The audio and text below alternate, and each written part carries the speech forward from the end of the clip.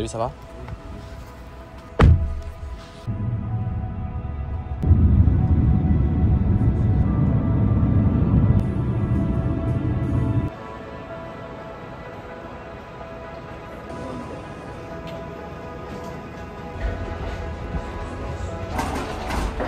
To release it, lift the upper portion. Attachez votre ceinture et ajustez-la autour de vos hanches.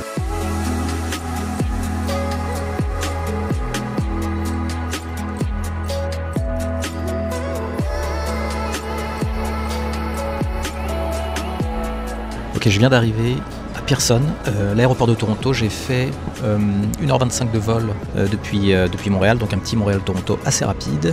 J'ai pu même regarder le début de Shang-Chi dans l'avion au passage. Je pense que je vais me regarder la suite dans le deuxième vol, parce que maintenant j'attends mon vol pour donc San Diego, qui va pas tarder à embarquer. Petit retour rapide, qu'est-ce qu'on va voir à la San Diego Comic Con? Bon, déjà ce qui est sûr, c'est qu'on va aller sur le booth de Marvel Studios. Je sais pas si vous avez vu un peu les images sur les comptes Insta, TikTok de Marvel Studios. On a les costumes des 4 Fantastiques, on a des goodies à récupérer, on a petite expérience, plein de settings. Je sais qu'à l'extérieur on a aussi pareil, là il y a une espèce de roue pour gagner des prix et tout. On va essayer d'aller voir ce qu'on peut faire avec ça. J'arrive à 11h45, à 14h on va au Hilton et on a le panel et la conférence de presse de la saison 3 de Daryl Dixon. Et oui, parce qu'il n'y a pas que Marvel dans la vie, il y a aussi des bonnes séries et notamment tout ce qui sont les spin-offs de The Walking Dead. Alors il y a des choses qui sont bien, d'autres qui sont moins bien. Donc on va voir Norman Reedus et Melissa McBride pour cette conférence de presse, donc ça va être bien cool. Et puis ensuite pendant la journée on va aller se balader un peu à droite à gauche. Je me suis booké des petites choses, j'ai été invité dans des petites choses aussi, des petites activations Thunderbolts,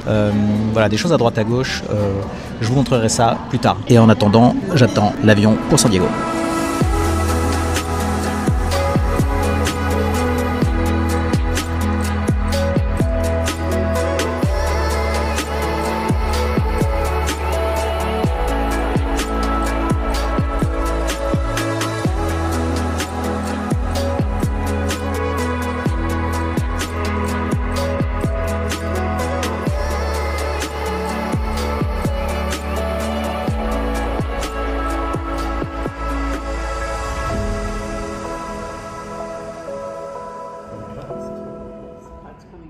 Assemblies and things like that. And you see all the notes, which is interesting. The notes.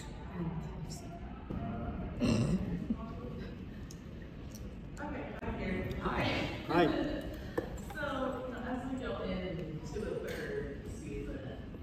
Ok, je viens de sortir de la conférence de presse de Daryl Dixon saison 3. Super intéressant, on a pu un peu discuter avec les acteurs, avec les showrunners et avec toute l'équipe. Donc on apprend, la saison 3 va être diffusée très bientôt et ensuite ils sont en ce moment même en train de tourner la saison 4 en Espagne et la saison 4 ce sera la dernière.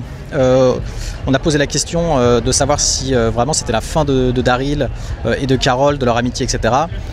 A priori non, puisque le showrunner expliquait qu'il y a encore beaucoup d'histoires à raconter dans cet univers. Donc perso moi je croise les doigts parce que The Walking Dead c'est un univers qui me plaît énormément et j'ai vraiment envie que ça continue, même si les autres spin-offs sont quand même un peu en dessous. Si vous n'avez pas regardé Daryl Dixon, je vous invite vraiment à le faire.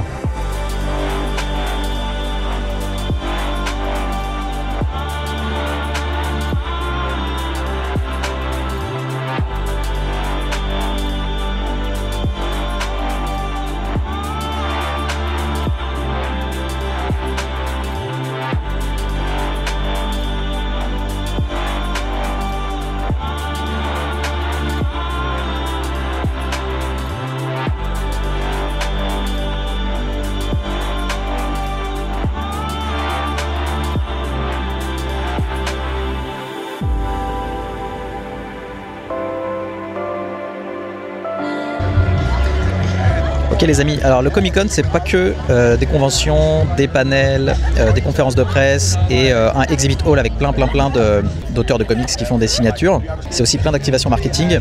Et là j'étais invité par Old Spice. Alors Old Spice, je sais pas si ça existe en Europe, en Amérique du Nord en tout cas. C'est une marque qui est de plus en plus présente et qui est partout au niveau marketing. Je sais pas si vous vous souvenez, mais il y avait une intégration dans Thor Love and Thunder il me semble. Où Valkyrie faisait une pub pour Old Spice. Je ne sais pas si vous vous souvenez, parce qu'il faut une collab avec DC et notamment avec la sortie de Superman. Bon, c'est une activation un peu what the fuck, mais franchement c'était assez marrant à faire. En gros, on rentrait dans une espèce de capsule. En gros, l'idée, qu'est-ce que c'était? C'était une capsule qui s'est écrasée sur Terre, un peu en mode la capsule de Kal-El qui arrive sur Terre. Et tu rentrais à l'intérieur, tu te faisais asperger de cette odeur, en fait, de l'odeur du déodorant. Puis ensuite, tu avais une photo. Bon, voilà, c'était sympa à faire. Le staff sur place a été vraiment sympa. Puis il y a un petit lounge aussi pour se poser. Donc ça, c'est vraiment cool. On a vu aussi le vrai Superman et sa meuf. Hein, c'est pas Supergirl, c'était Supergirl techniquement. Donc ouais, voilà, c'est ça. Beaucoup d'activation marketing. Et puis là, on va aller de l'autre côté maintenant faire l'activation pour la série Alien. D'ailleurs, on peut voir que sur le bâtiment du Hilton, juste ici, on a l'affiche en méga grand pour la sortie de cette série sur Hulu. On se baladait à travers l'USS Maginot. Vous savez, dans la série, a priori ce qui se passe, c'est que l'USS Maginot, donc, qui contient des échantillons de vie alien, s'écrase dans une ville un peu futuriste. L'activation, c'était qu'on pouvait se balader à travers ce truc là, à travers l'épave et tout. C'était vraiment ultra stylé, des décors, il y avait des œufs d'aliens un peu partout. C'était vraiment fun. Ça foutait un peu les jetons aussi. Il y avait la même activation qui était faite le soir, ça s'appelait Code Red. Ça, j'ai pas pu le faire, mais c'était genre de nuit. C'était quand même ultra flippant, et en fait c'était une espèce de jeu par équipe. Donc je suis allé un peu voir à quoi ça ressemblait. Ça avait l'air vraiment sympa. Malheureusement, j'ai pas pu le faire, mais c'était vraiment cool de le faire 2 jours déjà.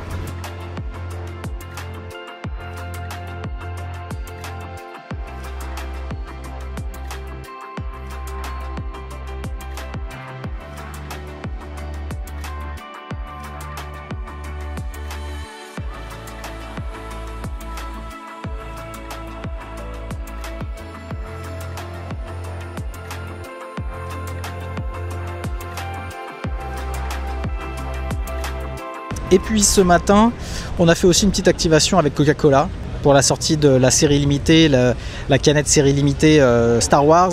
Et puis on a pu faire une petite photo avec Dark Vador parce que ça fait toujours son petit effet.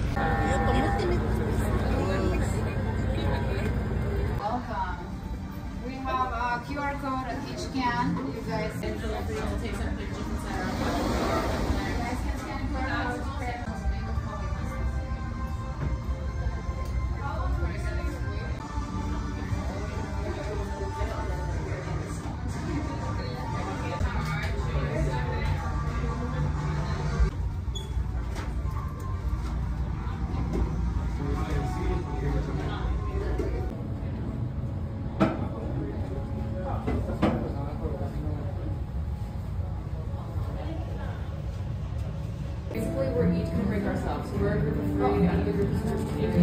Oh, okay. Et il y a toute une expérience à travers la possibilité de créer un hologramme. Donc si jamais vous voyez ces canettes dans votre magasin local, vous pouvez scanner le QR code, ça va vous emmener sur un site internet qui vous permet de laisser un petit message en hologramme, un peu comme dans les films. Donc voilà, c'est assez sympa.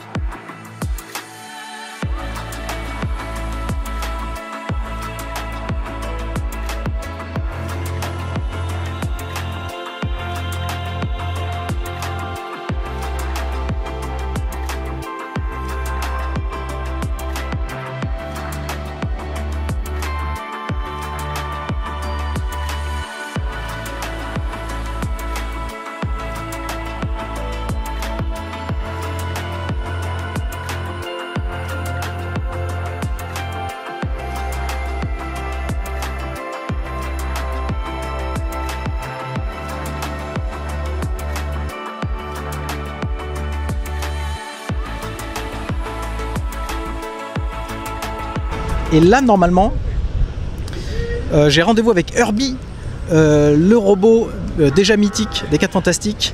J'ai rendez-vous avec lui dans pas très longtemps, je pense que ça va être vraiment rigolo à faire. Je vous montrerai les vidéos juste après.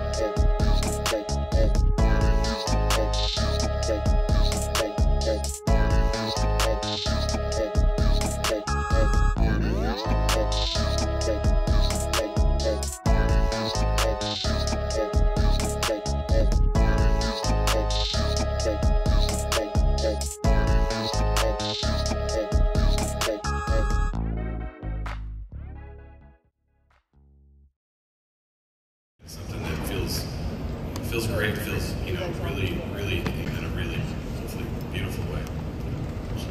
You know, both the youth and the maturity of Johnny. It was just a fun little moment of digging to the bottom of the cereal box and the anticipation we all shared as kids. Ok les amis, hier j'ai eu la chance de participer à un panel avec le mythe vivant, la légende, Jonathan Hickman. Si vous ne connaissez pas Jonathan Hickman, c'est un auteur de comics qui est assez légendaire, qui est quand même une très grosse star chez Marvel Comics. Il a notamment écrit Secret Wars, la version de 2015, version sur laquelle va s'appuyer a priori le film Secret Wars.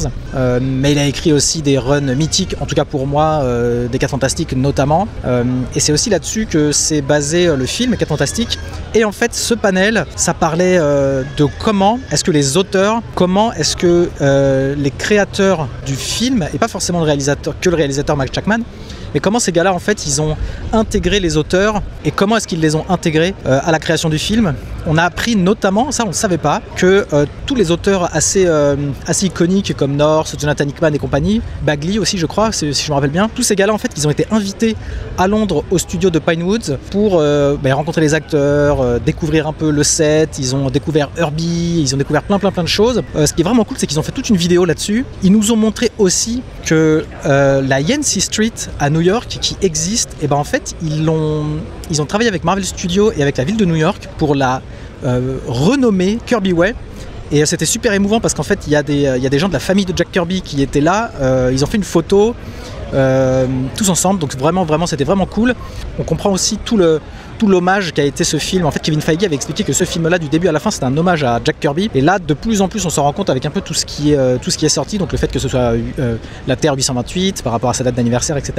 Et puis ça aussi, la façon dont ils ont transformé le nom de la rue Yancey Street en Kirby Way. Et puis on a été super gâtés parce qu'ils nous ont offert un super comics édition limitée que je vais garder bien précieusement, donc ça c'était vraiment cool. Donc vraiment un super panel, super intéressant, dans lequel ils sont passés à travers la fabrication des costumes, le design des personnages, et comme je disais, comment est-ce qu'ils se sont inspirés des auteurs et de toutes ces personnes-là qui ont fait vivre les 4 Fantastiques bien avant le film.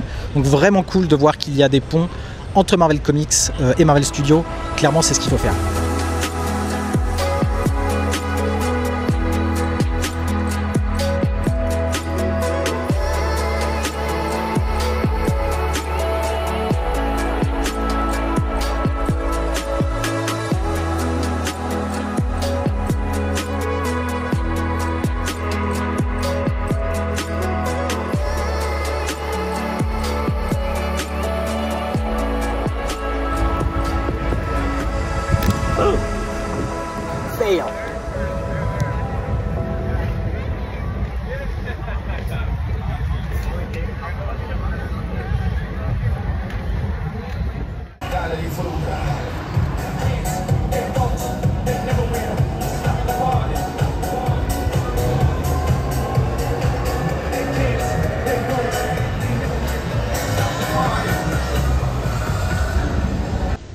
Voilà les amis, cette édition 2025 de la Comic Con de San Diego vient de se terminer, mais on va pas se mentir, c'est l'événement geek par excellence. C'est vraiment la grand-messe. Ici, il y a vraiment de tout. On peut parler de Pokémon, de Marvel, de DC, de Brawl Stars, de films, de séries, de tout. Il y a tout. Mais tout ça pour dire que c'est un événement ultra familial, ultra chill. Tout le monde est super sympa. Tout le monde a le sourire, tout le monde a la banane. C'est normal en même temps. Tout le monde est là pour partager ça ou ses passions. Et clairement, ça fait vraiment du bien. Et rapidement, je reviens sur ma rencontre avec Herbie. C'était complètement fou. C'était le vrai Herbie. C'était un de ceux qui avait été utilisé pendant le film. Je crois qu'ils en avaient 6, c'est ce qu'il nous disait. Mais incroyable. Genre, tu lui parlais, il te répondait avec la voix de Herbie. Il te suivait des yeux, il te suivait du regard, si tu interagissais avec lui. Moi, à la fin, je lui ai dit au revoir et il m'a fait un petit coucou avec sa petite main et il m'a dit genre bye bye avec son espèce de voix chelou. Donc ouais, franchement, ça valait la peine de le faire. Il y avait beaucoup d'attentes pour ça. Ça valait vraiment la peine. J'avais l'impression d'être dans le Baxter Building. Donc vraiment, c'était une super cool rencontre. Et maintenant, pour moi, ça va être le moment d'aller sur Gaslamp, dans le petit quartier là, qui est en face du Convention Center, et de me faire, parce que on est à San Diego, on est juste à côté de la frontière mexicaine. Ça va être le moment de me faire un bon gros mexicain avec une bonne grosse bière, parce que ça a été un 3 jours assez intense. Après, on va pas se plaindre, hein, c'est que du fun. Je voulais juste aussi vous dire merci, parce que c'est sûr que je suis très privilégié de pouvoir venir à ce genre d'événement, parce que j'ai un accès presse et que je peux aller un peu partout et rencontrer plein de gens et faire plein de stories, plein de contenus pour essayer de vous faire vivre un peu ça de l'intérieur. Mais clairement, c'est pas grâce à moi, hein, c'est grâce à vous, parce que vous me suivez, parce que vous donnez de la force à la chaîne, parce que vous regardez les vidéos, parce qu'on a une communauté aujourd'hui de pas loin de 32-33 000 personnes, je sais plus exactement. C'est grâce à ça, donc voilà, c'est vraiment grâce à vous. Donc voilà, merci encore, parce que clairement ce genre d'événement, c'est vraiment grâce à vous que j'arrive à le vivre. Donc voilà, encore une fois, renseignez-vous si ça vous tente. Le Comic Con de San Diego, c'est ultra validé, événement de ouf, super vibe. Et puis voilà, en route pour le resto mexicain. Bye bye.